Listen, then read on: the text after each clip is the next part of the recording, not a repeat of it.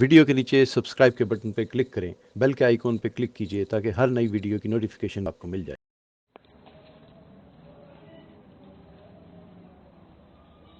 الحمد للہ وحدہ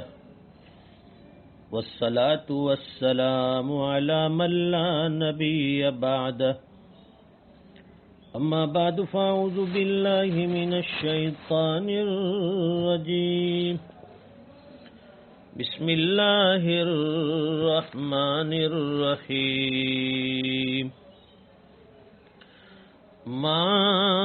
آتاکم الرسول فخذوه وما نهاکم عنه فانتهوا صدق اللہ المولانا العظیم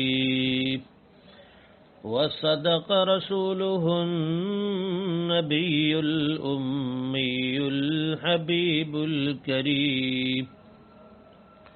ونحن على ذلك لمن الشاهدين والشاكرين والحمد لله رب العالمين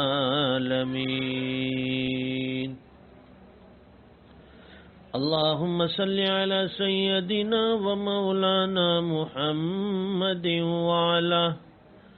وعلى آل سيدنا محمد وبارك وسلم۔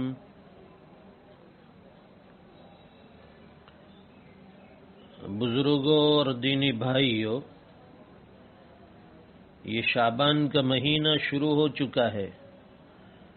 اور حضور پاک صلی اللہ علیہ وسلم اس مہینے کی آمد پر کثرت سے دعا پڑھتے تھے اور دعا پڑھنے کی تلقین فرماتے تھے۔ اللہم بارک لنا فی رجب و شعبان وبلغنا رمضان۔ اے الہ العالمین، ہمارے رجب اور شعبان میں برکتیں عطا فرما اور ہمیں رمضان تک پہنچا دیجیے۔ اے الہ العالمین، رجب اور شعبان کے مہینے میں ہماری عمروں میں برکت عطا فرما تاکہ ہم رمضان تک پہنچ کر اس کے فیوز اور برکات سے مستفید ہو سکے۔ اس ماہ میں ایک مبارک رات آنے والی ہے جس کا نام شب برات ہے۔ چونکہ اس رات کے بارے میں بعض حضرات کا خیال یہ ہے کہ اس رات کی کوئی فضیلت قرآن و حدیث سے ثابت نہیں، اور اس رات میں جاگنا اور اس رات میں عبادت کو خصوصی طور پر باعث اجر و ثواب سمجھنا بے بنیاد ہے، بلکہ بعض حضرات نے اس رات میں عبادت کو بدعت سے بھی تعبیر کیا ہے۔ اس لیے لوگوں کے ذہنوں میں اس رات کے بارے میں مختلف سوالات پیدا ہو رہے ہیں، اس لیے اس کے بارے میں کچھ عرض کر دینا مناسب معلوم ہوتا ہے۔ اس سلسلے میں مختصراً گزارش یہ ہے کہ دین اصل میں جس چیز کا ثبوت قرآن میں یا سنت میں یا صحابہ کرام کے آثار میں، تابعین بزرگان دین کے عمل میں نہ ہو، اس کو دین کا حصہ سمجھنا بدعت ہے۔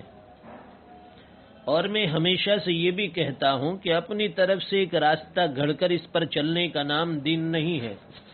بلکہ دین اتباع کا نام ہے۔ کس کی اتباع کی جائے؟ حضور پاک صلی اللہ علیہ وسلم کی اتباع، آپ کے صحابہ کی اتباع، تابعین کی اتباع، بزرگان دین کی اتباع۔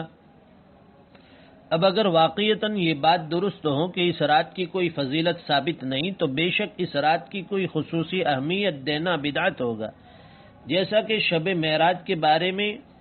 کہ معراج میں کسی عبادت کا ذکر قرآن و سنت میں موجود نہیں، لیکن واقعہ یہ ہے کہ شب برات کے بارے میں یہ کہنا بالکل غلط ہے کہ اس کی کوئی فضیلت حدیث سے ثابت نہیں۔ حقیقت یہ ہے کہ 10 صحابہ کرام رضوان اللہ تعالی علیہم اجمعین سے احادیث مروی ہیں جن میں حضور پاک صلی اللہ علیہ وسلم نے اس رات کی فضیلت بیان فرمائی۔ ان میں سے بعض احادیث سند کے اعتبار سے بے شک کچھ کمزور ہیں، اور ان احادیث کے کمزور ہونے کی وجہ سے بعض علماء نے یہ کہہ دیا کہ اس رات کی فضیلت بے اصل ہے، لیکن حضرات محدثین اور فقہاء کا یہ فیصلہ ہے کہ اگر ایک روایت سند کے اعتبار سے کمزور ہو لیکن اس کی تائید بہت سی احادیث سے ہو جائے تو اس کی کمزوری دور ہو جاتی ہے۔ جیسا کہ میں نے ابھی عرض کیا کہ 10 صحابہ کرام سے اس کی فضیلت میں روایات موجود ہیں، لہذا جس رات کی فضیلت میں 10 صحابہ کرام سے روایات مروی ہو اس کو بے بنیاد اور بے اصل کہنا بالکل غلط ہے۔ امت مسلمہ جو خیر القرون ہیں، یعنی صحابہ کرام کا دور، تابعین کا دور، تبع تابعین کا دور، اس میں بھی اس رات کی فضیلت سے فائدہ اٹھانے کا اہتمام کیا جاتا رہا ہے۔ لوگ اس رات کے اندر عبادت کا خصوصی اہتمام کرتے رہے ہیں، لہذا اس کو بدعت کہنا یا بے بنیاد اور بے اصل کہنا درست نہیں۔ صحیح بات یہی ہے کہ یہ فضیلت والی رات ہے، اس رات میں جاگنا، اس میں عبادت کرنا باعث اجر و ثواب ہے اور اس کی خصوصی اہمیت ہے۔ البتہ یہ بات ہے کہ اس رات میں عبادت کا کوئی خاص طریقہ مقرر نہیں کہ فلاں طریقے سے عبادت کی جائے۔ جیسے بعض لوگوں نے اپنی طرف سے ایک طریقہ گھڑ کر یہ کہہ دیا کہ شب برات میں اس خاص طریقے سے نماز پڑھی جائے، مثلا پہلی رکعت میں فلاں سورت اتنی مرتبہ پڑھی جائے، دوسری رکعت میں فلاں سورت اتنی مرتبہ پڑھی جائے، وغیرہ وغیرہ۔ اس کا کوئی ثبوت نہیں، یہ بالکل بے بنیاد ہے، بلکہ نفلی عبادات جس قدر ہو سکے وہ اس رات میں انجام دی جائے۔ نفلی نماز پڑھے، قرآن کریم کی تلاوت کرے، ذکر کرے، تسبیح پڑھے، دعائیں کرے، یہ ساری عبادتیں اس رات میں کی جا سکتی ہے، لیکن خاص طریقہ ثابت نہیں۔ اس رات میں ایک اور عمل ہے جو ایک روایت سے ثابت ہے، وہ یہ کہ حضور کریم صلی اللہ علیہ وسلم جنت البقیع میں تشریف لے گئے۔ اب چونکہ حضور صلی اللہ علیہ وسلم اس رات میں جنت البقیع میں تشریف لے گئے تھے، اس لیے مسلمان اس بات کا اہتمام کرنے لگے کہ شب برات میں قبرستان جائیں۔ شیخ الاسلام حضرت مفتی تقی عثمانی دامت برکاتہم العالیہ فرماتے ہیں کہ میرے والد ماجد حضرت مفتی محمد شفیع صاحب رحمۃ اللہ علیہ ایک بڑی کام کی بات بیان فرمایا کرتے تھے، ہمیشہ یاد رکھنی چاہیے۔ فرماتے تھے کہ جو چیز حضور پاک صلی اللہ علیہ وسلم سے جس درجے میں ثابت ہو اسی درجے میں اسے رکھنا چاہیے، اس سے آگے نہیں بڑھنا چاہیے۔ لہذا ساری حیات طیبہ میں حضور پاک صلی اللہ علیہ وسلم سے ایک مرتبہ جنت البقیع جانا مروی ہے کہ آپ شب برات میں جنت البقیع تشریف لے گئے۔ چونکہ ایک مرتبہ جانا مروی ہے، اس لیے تم بھی اگر زندگی میں ایک مرتبہ چلے جاؤ تو ٹھیک ہے، لیکن ہر شب برات میں جانے کا اہتمام کرنا، التزام کرنا اور اس کو ضروری سمجھنا اور اس کو شب برات کے ارکان میں داخل کرنا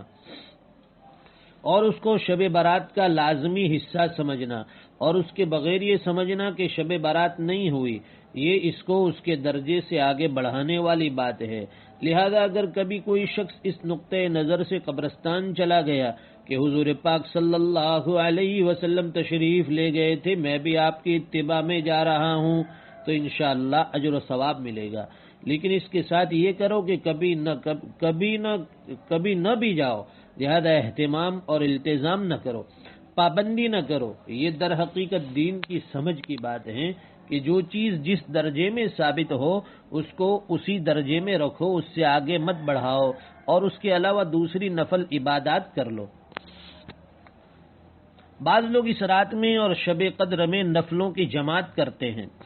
پہلے صرف شبینہ با جماعت ہوتا تھا، اب سنا ہے کہ صلاۃ التسبیح کی بھی جماعت ہونے لگی ہے۔ یہ صلاۃ التسبیح کی جماعت کسی طرح بھی ثابت نہیں، ناجائز ہے۔ اس بارے میں ایک اصول سن لیجئے کہ جو نبی کریم صلی اللہ علیہ وسلم نے بیان فرمایا کہ فرض نماز کے علاوہ اور ان نمازوں کے علاوہ جو حضور پاک صلی اللہ علیہ وسلم سے باجماعت ادا کرنا ثابت ہیں، مثلا تراویح، کسوف اور استسقاء کی نماز، ان کے علاوہ ہر نماز کے بارے میں افضل یہ ہے کہ انسان اپنے گھر میں ادا کرے۔ صرف فرض نماز کی خصوصیت یہ ہے کہ اس کے اندر صرف افضل نہیں بلکہ سنت مؤکدہ قریب الواجب ہے کہ اس کو مسجد میں جا کر جماعت سے ادا کرے۔ لیکن سنت اور نفل میں اصل قاعدہ یہ ہے کہ انسان اپنے گھر میں ادا کرے۔ لیکن جب فقہا نے یہ دیکھا کہ لوگ گھر جا کر بعض اوقات سنتوں کو ترک کر دیتے ہیں، اس لیے انہوں نے یہ بھی فرما دیا کہ اگر سنتیں چھوڑنے کا خوف ہو تو مسجد میں پڑھ لیا کرے تاکہ چھوٹ نہ جائے، ورنہ اصل قاعدہ یہی ہے کہ گھر میں جا کر ادا کرے۔ اور نفل کے بارے میں تمام فقہا کا اس پر اجماع ہے کہ نفل نماز میں افضل یہ ہے کہ اپنے گھر میں ادا کرے۔ اور نفلوں کی جماعت حنفیہ کے نزدیک مکروہ تحریمی اور ناجائز ہے، یعنی اگر جماعت سے نفل پڑھ لی تو ثواب تو کیا ملے گا، الٹا گناہ ملے گا۔ تو بات دراصل یہ ہے کہ فرائض یہ دین کا شعار ہے، دین کی علامت ہیں، لہذا ان کو جماعت کے ساتھ مسجد میں ادا کرنا ضروری ہے۔ کوئی آدمی یہ سوچے کہ اگر میں مسجد میں جماعت کے ساتھ نماز پڑھوں گا تو اس میں ریاکاری کا اندیشہ ہے، اس لیے میں گھر ہی میں نماز پڑھ لوں، اس لیے ایسا کرنا اس کے لیے جائز نہیں۔ اس کو حکم یہ ہے کہ مسجد میں جا کر نماز پڑھو، اس لیے کہ اس کے ذریعے دین اسلام کا ایک شعار ظاہر کرنا مقصود ہے، دین اسلام کی ایک شوکت کا مظاہرہ مقصود ہے، اس لیے اس کو مسجد ہی میں ادا کرو۔ لیکن نفل ایک ایسی عبادت ہے جس کا تعلق بس بندہ اور اس کے پروردگار سے ہے، بس تم ہو اور تمہارا اللہ ہو، تم ہو اور تمہارا پروردگار ہو، جیسے کہ صدیق اکبر رضی اللہ تعالیٰ عنہ کے واقعے میں آتا ہے۔ حضور پاک صلی اللہ علیہ وسلم نے ان سے پوچھا کہ تلاوت اتنی آہستہ سے کیوں کرتے ہو؟ انہوں نے جواب میں فرمایا، جس ذات سے یہ میں مناجات کر رہا ہوں اس کو سنا رہا ہوں، اب دوسروں کو سنانے کی کیا ضرورت ہے؟ لہذا نفلی عبادتیں تو حاصل یہ ہیں کہ وہ ہو اور اس کا پروردگار ہو، کوئی تیسرا شخص درمیان میں حائل نہ ہو۔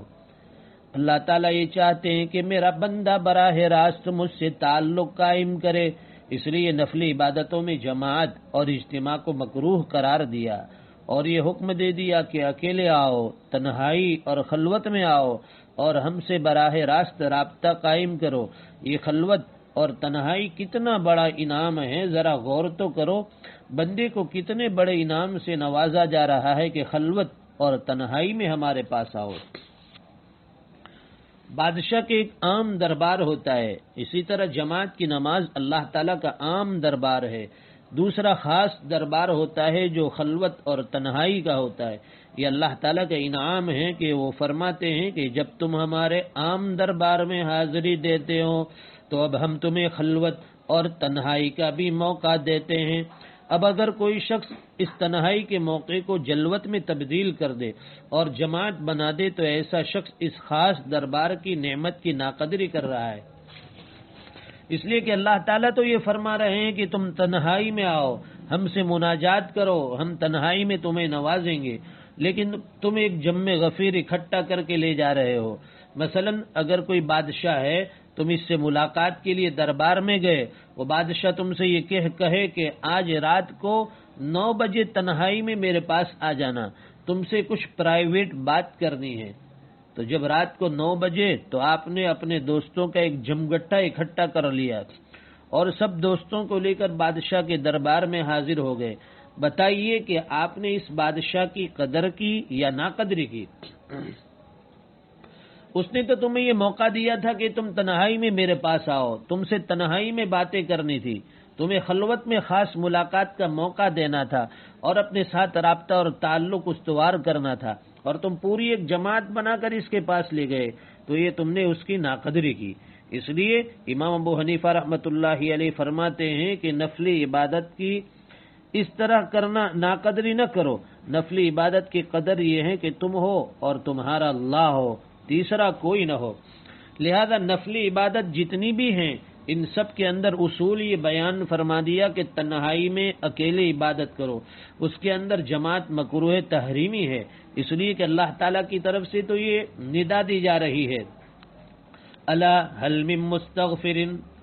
کہ کوئی ہے جو مجھ سے مغفرت طلب کرے تو میں اس کی مغفرت کر دوں۔ یہاں لفظ مستغفرین مفرد کا صیغہ استعمال کیا، یعنی کوئی تنہائی میں مغفرت کرنے والا ہے، تنہائی میں مجھ سے رحمت طلب کرنے والا ہے۔ اب اللہ تعالیٰ تو یہ فرما رہے ہیں کہ تنہائی میں میرے پاس آ کر مجھ سے مانگو، لیکن ہم نے یہ کیا کہ شبینے کا انتظام کیا، چراغاں کیا اور لوگوں کو اس کی دعوت دی کہ میرے پاس آ کر میری اس خلوت میں شریک ہو جاؤ۔ حقیقت میں اللہ تعالیٰ کے انعام کی ناقدری ہے، لہذا شبینہ ہو یا صلاۃ التسبیح کی جماعت ہو یا کوئی اور نفلی جماعت ہو، یہ سب ناجائز ہیں۔ یہ فضیلت والی راتیں شور و شغب کی راتیں نہیں ہیں، میلے ٹھیلے کی راتیں نہیں ہیں، یہ اجتماع کی راتیں نہیں ہیں، بلکہ یہ راتیں اس لیے ہیں کہ گوشے تنہائی میں بیٹھ کر تم اللہ تعالیٰ کے ساتھ تعلقات استوار کر لو اور تمہارے اس کے درمیان کوئی حائل نہ ہو۔ لوگ یہ عذر کرتے ہیں کہ اگر تنہائی میں عبادت کرنے بیٹھتے ہیں تو نیند آ جاتی ہے، مسجد میں شبینہ اور روشنی ہوتی ہے اور ایک جم غفیر ہوتا ہے جس کی وجہ سے نیند پر قابو پانے میں آسانی ہو جاتی ہے۔ ارے اس بات پر یقین کرو کہ اگر تمہیں چند لمحات گوشے تنہائی میں اللہ تعالیٰ سے ہم کلام ہونے کے میسر آ گئے تو وہ چند لمحات اس ساری رات سے بدر جہاں بہتر ہیں جو تم نے میلے میں گزاری، اس لیے کہ تنہائی میں جو وقت گزرا وہ سنت کے مطابق گزرا اور میلے میں جو وقت گزرا وہ خلاف سنت گزرا۔ وہ رات اتنی قیمتی نہیں جتنے وہ چند لمحات قیمتی ہے جو آپ نے اخلاص کے ساتھ ریا کے بغیر گوشے تنہائی میں گزار لیے۔ میں ہمیشہ کہا کرتا ہوں کہ اپنی عقل کے مطابق کام کرنے کا نام دین نہیں، اپنا شوق پورا کرنے کا نام دین نہیں، بلکہ ان کے کہنے پر عمل کرنے کا نام دین ہے، ان کی پیروی اور اتباع کا نام دین ہے۔ یہ بتاؤ کہ کیا اللہ تعالیٰ تمہارے گھنٹے شمار کرتے ہیں کہ تم نے مسجد میں کتنے گھنٹے گزارے؟ وہاں گھنٹے شمار نہیں کیے جاتے، وہاں اخلاص دیکھا جاتا ہے۔ اگر چند لمحات بھی اخلاص کے ساتھ اللہ تعالیٰ کے ساتھ رابطے میں میسر آ گئے تو وہ چند لمحات ہی انشاءاللہ بیڑا پار کر دیں گے، لیکن اگر آپ نے عبادت میں کئی گھنٹے گزار دیے مگر سنت کے خلاف گزارے تو اس کا کچھ بھی حاصل نہیں۔ حضرت ڈاکٹر عبدالحی عارفی رحمۃ اللہ علیہ فرمایا کرتے تھے کہ جب تم لوگ سجدے میں جاتے ہو تو سجدے میں سبحان ربی الاعلیٰ کئی مرتبہ کہتے ہو، لیکن مشین کی طرح زبان پر یہ تسبیح جاری ہو جاتی ہے، لیکن اگر کسی دن یہ کلمہ سبحان ربی الاعلیٰ ایک مرتبہ اخلاص کے ساتھ دل سے نکل گیا تو یقین کیجئے کہ اللہ تعالیٰ اس ایک مرتبہ سبحان ربی الاعلیٰ کی بدولت بیڑا پار کر دیں گے۔ لہذا یہ مت خیال کرو کہ اگر تنہا گھر میں رہ کر عبادت کریں گے تو نیند آ جائے گی، اس لیے کہ اگر نیند آ جائے تو سو جاؤ، لیکن چند لمحات جو عبادت میں گزارو وہ سنت کے مطابق گزارو۔ حضور پاک صلی اللہ علیہ وسلم کی سنت یہ ہے کہ فرماتے ہیں کہ اگر قرآن شریف پڑھتے پڑھتے نیند آ جائے اور سو کر تھوڑی سی نیند پوری کر لو اور پھر اٹھ جاؤ، اس لیے کہ کہیں ایسا نہ ہو کہ نیند کی حالت میں قرآن شریف پڑھتے ہوئے تمہارے منہ سے کوئی لفظ غلط نہ نکل جائے۔ لہذا ایک آدمی ساری رات سنت کے خلاف جاگ رہا ہے اور دوسرا آدمی صرف 1 گھنٹے جاگے لیکن سنت کے مطابق جاگا اور اپنے پروردگار کے حکم کے مطابق جاگا تو یہ دوسرا شخص پہلے شخص سے کئی درجہ بہتر ہے، اس لیے کہ اللہ تعالیٰ کے یہاں اعمال کی گنتی نہیں ہے بلکہ اعمال کا وزن ہے، وہاں تو یہ دیکھا جائے گا کہ اس کے عمل میں کتنا وزن ہے۔ لہذا اگر تم نے گنتی کے اعتبار سے اعمال تو بہت کر لیے لیکن ان میں وزن پیدا نہیں کیا تو اس کا کوئی فائدہ نہیں، اس لیے فرمائے کہ نیند آ جائے تو پڑھ کر سو جاؤ اور پھر اللہ تعالیٰ توفیق دے تو اٹھ کر پھر عبادت میں لگ جاؤ، لیکن سنت کے خلاف کام نہ کرو۔ لہذا جو عبادت جماعت کے ساتھ جس حد تک ثابت ہو اسی حد تک کرو، مثلا فرض کی جماعت ثابت ہے، رمضان المبارک میں تراویح کی جماعت ثابت ہے، رمضان میں وطر کی جماعت ثابت ہے، اسی طرح نماز جنازہ کی جماعت واجب علی الکفایہ ہے، عیدین کی نماز با جماعت ثابت، نماز استسقاء اور نماز کسوف اگرچہ سنت ہیں لیکن ان دونوں دنوں میں چونکہ حضور پاک صلی اللہ علیہ وسلم سے جماعت ثابت ہیں اور شاعر اسلام میں سے ہیں، لہذا ان کو جماعت سے ادا کرنا جائز ہے۔ ان کے علاوہ جتنی بھی نمازیں ہیں ان میں جماعت نہیں، ان میں تو اللہ تعالیٰ یہ چاہتے ہیں کہ بندہ مجھ سے تنہائی میں ملاقات کرے۔ اللہ تعالیٰ نے تنہائی میں ملاقات کو جو اعزاز بخشا ہے یہ معمولی اعزاز نہیں ہے، اس اعزاز کی قدر کرنی چاہیے۔ ایک مسئلہ عورتوں کی جماعت کا ہے، مسئلہ یہ ہے کہ عورتوں کی جماعت پسندیدہ نہیں، چاہے وہ فرض نماز کی جماعت ہو یا سنت کی ہو یا نفل کی ہو، اس لیے کہ اللہ تعالیٰ نے عورتوں کو یہ حکم فرمایا کہ اگر تمہیں عبادت کرنی ہے تو تنہائی میں کرو، جماعت عورتوں کے لیے پسندیدہ نہیں۔ جیسا کہ میں نے عرض کیا کہ دین اصل میں شریعت کے اتباع کا نام ہے۔ اب یہ مت کہو کہ ہمارا تو اس طرح عبادت کرنے کو دل چاہتا ہے، اس دل کے چاہنے کو چھوڑ دو، اس لیے کہ دل تو بہت ساری چیزوں کو چاہتا ہے اور صرف دل چاہنے کی وجہ سے کوئی چیز دین میں داخل نہیں ہو جاتی۔ جس بات کو رسول اللہ صلی اللہ علیہ وسلم نے پسند نہیں کیا ان کو، اس کو محض دل چاہنے کی وجہ سے نہ کرنا چاہیے۔ بہرحال یہ شب برات الحمدللہ فضیلت کی رات ہے اور اس رات میں جتنی عبادت کی توفیق ہو اتنی عبادت کرنی چاہیے۔ باقی جو اور فضولیات اس رات میں حلوہ وغیرہ پکانے کی شروع کر لی گئی ہے ان کو بیان کرنے کی ضرورت نہیں، اس لیے کہ شب برات کا حلوے سے کوئی تعلق نہیں۔ اصل بات یہ ہے کہ شیطان ہر جگہ اپنا حصہ لگا لیتا ہے۔ اس نے سوچا کہ اس شب برات میں مسلمانوں کے گناہوں کی مغفرت کی جائے گی، چنانچہ ایک روایت میں آتا ہے کہ اس رات میں اللہ تعالیٰ اتنے انسانوں کی مغفرت فرماتے ہیں جتنے قبیلہ کلب کی بکریوں کے جسم پر بال ہیں۔ تو شیطان نے سوچا کہ اگر اتنے سارے آدمیوں کی مغفرت ہو گئی پھر تو میں لٹ گیا، اس لیے اس نے اپنا حصہ لگا دیا۔ چنانچہ اس نے لوگوں کو یہ سکھا دیا کہ شب برات آئے تو حلوہ پکایا کرو۔ ویسے تو سارے سال کے کسی دن بھی حلوہ پکانا جائز اور حلال ہے، جس شخص کو جب دل چاہے پکا کر کھا لے، لیکن شب برات سے اس کا کیا تعلق؟ نہ قرآن کریم میں اس کا ثبوت ہے، نہ حدیث میں اس کے بارے میں کوئی روایت ہے، نہ صحابہ کے آثار میں، نہ تابعین کے عمل میں اور بزرگان دین کے عمل میں کہیں اس کا کوئی تذکرہ نہیں، لیکن شیطان نے لوگوں کو حلوہ پکانے میں لگا دیا، چنانچہ سب لوگ پکانے اور کھانے میں لگ گئے۔ اب یہ حال ہے کہ عبادت کا اتنا اہتمام نہیں جتنا اہتمام حلوہ پکانے کا ہے۔ ایک بات ہمیشہ یاد رکھنے کی ہے، وہ یہ کہ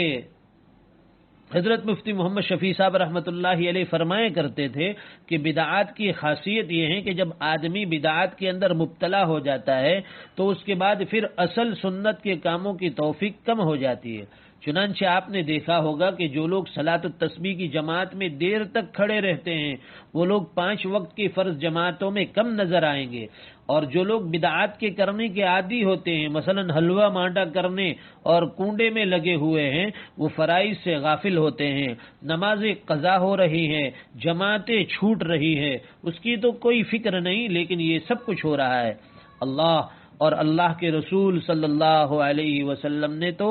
سب سے زیادہ تاکید اس کی فرمائی تھی کہ جب کسی کا انتقال ہو جائے تو اس کی میراث شریعت کے مطابق جلدی تقسیم کرو، لیکن اب یہ ہو رہا ہے کہ میراث تقسیم کرنے کی طرف تو دھیان نہیں ہے، مگر تیجا ہو رہا ہے، 10واں ہو رہا ہے، 40واں ہو رہا ہے، برسی ہو رہی ہے۔ لہذا بدعات کی خاصیت یہ ہے کہ جب انسان اس کے اندر مبتلا ہوتا ہے تو سنت سے دور ہوتا چلا جاتا ہے اور سنت والے اعمال کرنے کی توفیق نہیں ہوتی۔ اللہ تعالی ہمیں محفوظ رکھے۔ بہرحال ان فضولیات اور بدعات سے تو بچنا چاہیے۔ باقی یہ رات فضیلت کی رات ہے اور اس رات کے بارے میں بعض لوگوں نے جو خوبیاں